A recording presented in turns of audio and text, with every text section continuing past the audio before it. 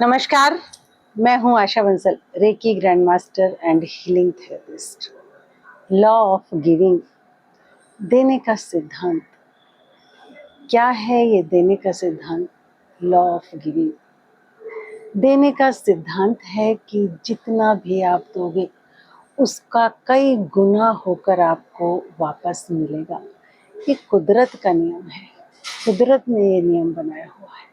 जैसे कि एक सीड होता है, बीज होता है, उसे जब हम ज़मीन में बोते हैं और कुछ दिन उसकी देखभाल करते हैं, प्रॉपर धूप, पानी, एनवायरनमेंट जो भी चाहिए, उसकी रक्षा, तो फिर उस पर फल आते हैं, उन फल में बीज आते हैं और कुछ दिनों में वो बीज अपने आप ही झड़कर आसपास बहुत सारे पौधे उत्पन्न कर देते हैं। ये बिल्कुल सच है कि जितना आप किसी को दोगे उससे कई गुना होकर आपको वापस मिलेगा।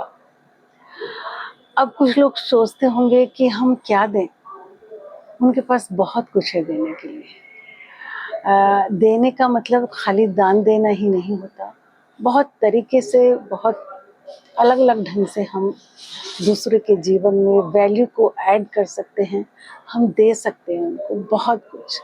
सबसे पहले तो सुबह से शाम तक देखें कितने लोग हैं जो आपकी सेवा करते हैं, आपकी कुछ सहायता करते हैं, आपको कुछ देते हैं, उनको थैंक्स जरूर बोलें। थैंक्स बोलने से क्या होगा कि आपको अगले दिन और ज़्यादा अच्छी सेवा मिलेगी और आप सोच भी नहीं सकते।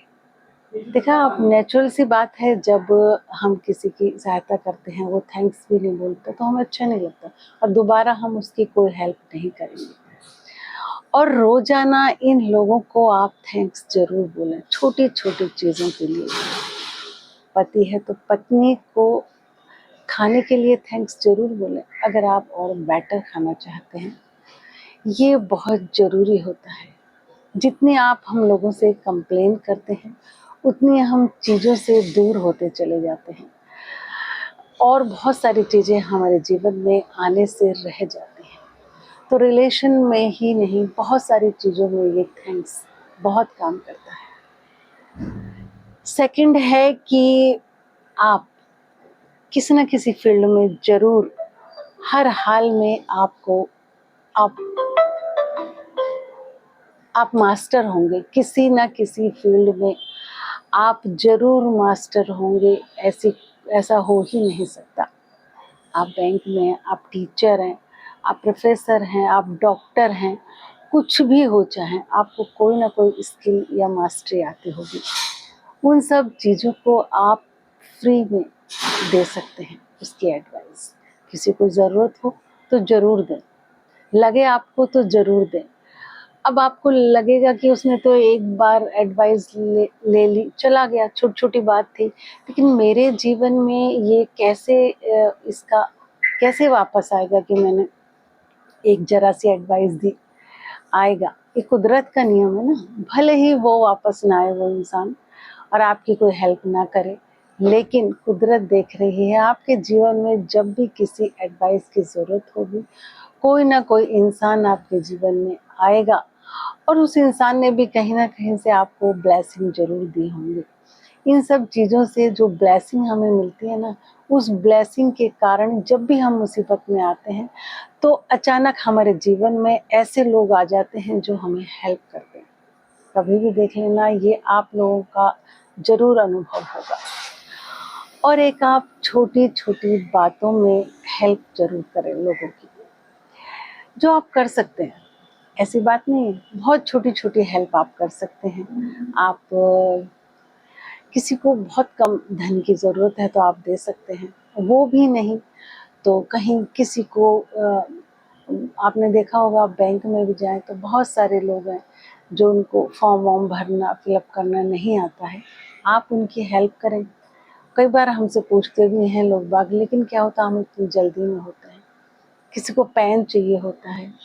तो ये तो मैंने एक एग्जाम्पल बताया है। जब आप देखोगे कि हम आसपास बहुत लोगों की हेल्प कर सकते हैं, किसी को कोई इम्पोर्टेंट फ़ोन नंबर चाहिए, आपको पता हो किसी भी चीज़ का, तो आप उसकी हेल्प कर सकते हैं।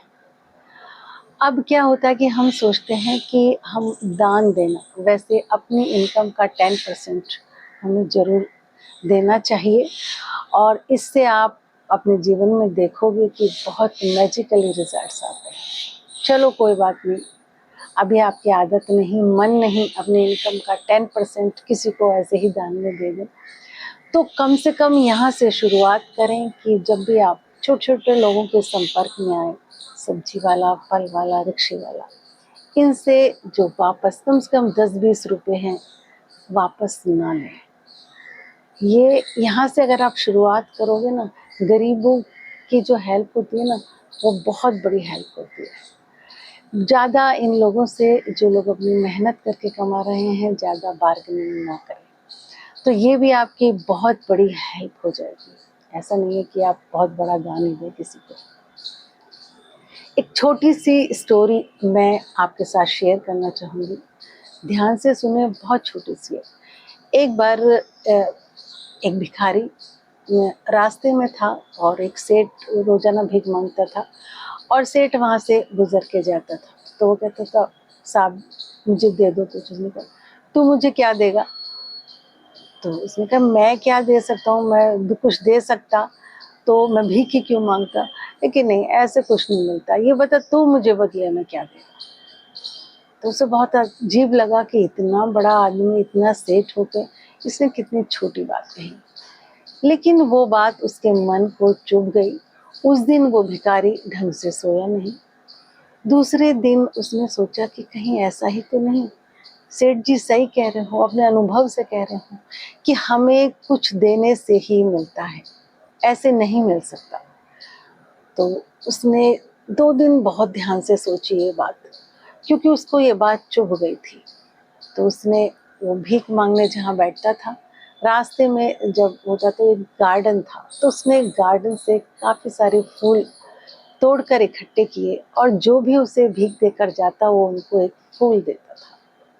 अब धीरे-धीरे आस-पास लोग बागों में बड़ी चर्चा हुई और वो फेमस हो गया, फूल वाला भिखारी। लोग बाग उसे पैसे देने में खुशी महसूस करने लगे कि कोई मुस्कुरा के हमें फूल दे रहा है, तो अच्छा लगने लगा उसे। धीरे-धीरे उसने अपना ये काम फूल के बिज़नेस में बदल लिया। उसने बहुत सारे अच्छे डिफरेंट फूल रखे और उनका रेट रखा, और वो उसने धीरे-धीरे एक अच्छा काम शुरू कर लिया। बाद में वो काफ़ी बड़ा काम हुआ। लेकिन उसने सोची ये बात कि सच में ही कुछ देने से ही हमें मिल सकता है। तो प्लीज़, आपके अंदर बहुत सारी चीज़ें ऐसी हैं जो आप दे सकते हैं, है ना? कम से कम एक स्माइलिंग फेस आप दूसरे की तरफ को जब करते हैं, मुस्कुराते हैं, तो इस इंसान को खुशी होती है, तो आपने दूसरे को खुशी दे दी। बहुत बुरा फेस बनाकर रखेंगे तो आपसे नेचुरली लोग हमसे इंटरेक्ट नहीं करना चाहेंगे। तो ये लॉ ऑफ गिविंग जो है, ये कुदरत का सिद्धांत है। आप बहुत कम दोगे और आपको अनंत गुना होकर वापस मिलेगा। ये छोटी-छोटी सी बातें आज से ही आप अपने जीवन में ऐड करके देखें। रियली रिज़ल्ट बहुत मैजिकली होगा, और मुझे आप कमेंट करके भी ज़रूर बताएं। अगर आपको वीडियो अच्छी लगी तो प्लीज़ शेयर करें, लाइक करें, और जो लोग नए हैं वो सब्सक्राइब ज़रूर करें। तो मिलते हैं अब किसी नेक्स्ट वीडियो में। नमस्कार।